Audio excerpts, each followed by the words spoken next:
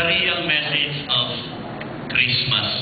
Ang tunay na kahulugan ng Kapaskuhan.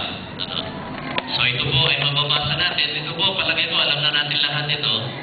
At gusto ko po na ito po ang una na dapat nating makakapisado pag tayo ay naging mananampalataya. Ang aklat po ng 1 Kapitulo 3, talatang 16. Palagay ko, alam niyo na lahat yan. Sino hindi nakakaalam nun? Hello?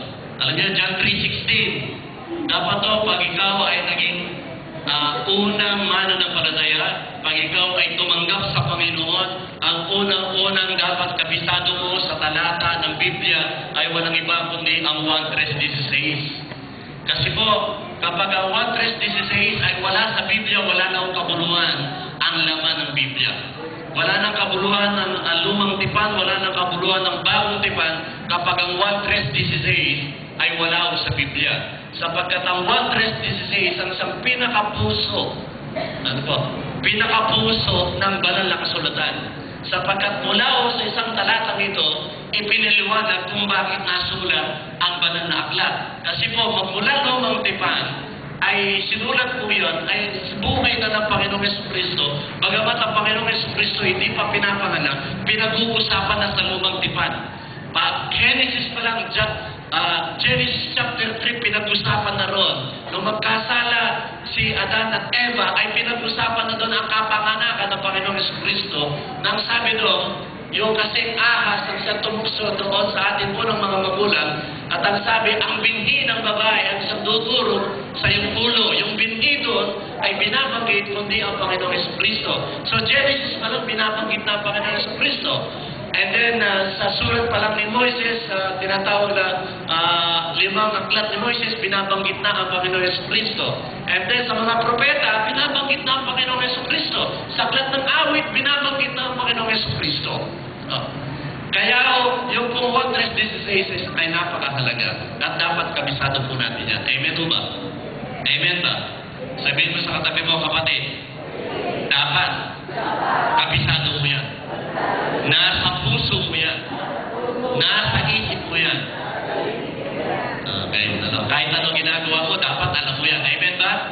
Pag tinanong mo, ano ba ang laman ng 1:3:16, dapat alam natin yon. Sapagkat dito mo ipinakita ang napakahalagang mensahe kung bakit mayroong Pasko. Sabi po riyan, gayon na lamang ang pag-ibig ng Diyos sa salibutan, kaya ibinigay niya ang kanyang bugtong na anak upang ang sumampalataya sa Kanya ay hindi mapahamak, kundi magkaroon ng buhay na walang hanggan. Ganyan kung mapapansin, pinag-uusapan po dito, yung una po, yung Diyos, yung katangian ng Diyos, yung pagmamahal ng Diyos, yung pagbibigay ng Diyos, yung kailangan ng tao. Mahalaga ito. Kaya dapat maintindihan po natin ito. So ano ba kahulugan ng Pasko? Tingnan natin. Ano ang tunay na mensahe ng Pasko? Pag tinanong nyo yung mga tao, especially mga bata, para sa iyo, ano ang Pasko? Sasabihin ng mga bata, ang Pasko ay pupunta sa ninong at ninang, magmamano at hihingit ng aginaldo. Hello? So yun yung Pasko para sa kanila. Yung iba naman, ang Pasko may parol, ang Pasko may mga Christmas light. Yun yung Pasko. Pero actually, dapat sa buhay natin, bilang mga mananampalataya, dapat araw-araw Pasko. Amen ba? Araw-araw Pasko. So ano ang tunay na mensahe ng Pasko? Meron pong 4. Number 1, ang Pasko ay pag-ibig, pagmamahalan. Sabihin na natin, pagmamahalan. Pag-ibig. Okay, pansinin natin, sa talata. Sabi riyan, isa-isay natin yung talata. Gayon na lamang ang pag-ibig ng Diyos sa sanlibutan. So, pansinin po natin, isa sa moral attributes ng Diyos, ang Diyos ay pag-ibig. Ang Diyos ay mapagmahal.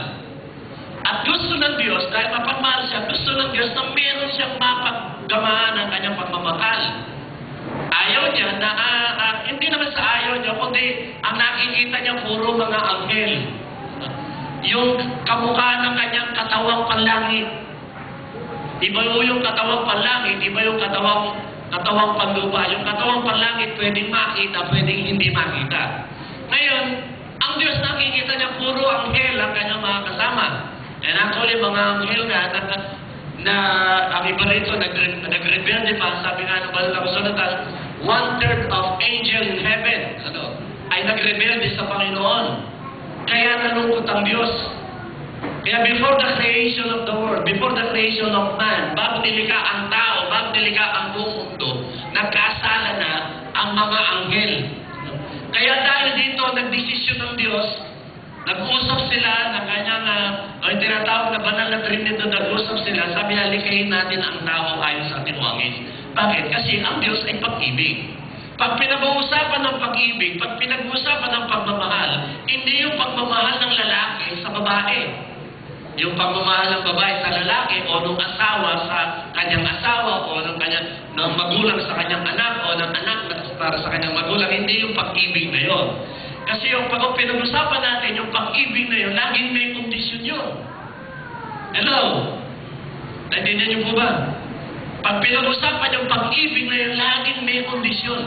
Pero itong pag-ibig na binabanggit ng Panginoon, itong pag-ibig na katangian ng Panginoon, isang pag-ibig na walang inihinging kondisyon. Ito yung tinatawag sa wikang Griego na agape. Nasulat po dyan, agape. Kasi sa wikang Griego, tatlong klase ng pag-ibig. Una yung tinatawag na agape, pangalawa yung phileo, pangatlo yung eros. Actually marami yan, pero ito yung pinakasikat na nangyayari. Yung phileo, ito yung pagmamahal mo sa iyong asawa, sa iyong kasintahan, sa iyong anak. Yung eros, ito yung pagmamahal na mayroong pagnanasa. Na ito ay maaaring masama o maaaring mabuti. Ito yung eros ay ginagamit lang para upang ito'y maging mabuti para sa mag-asawa lang. Hello? Naintindihan niyo ba ako?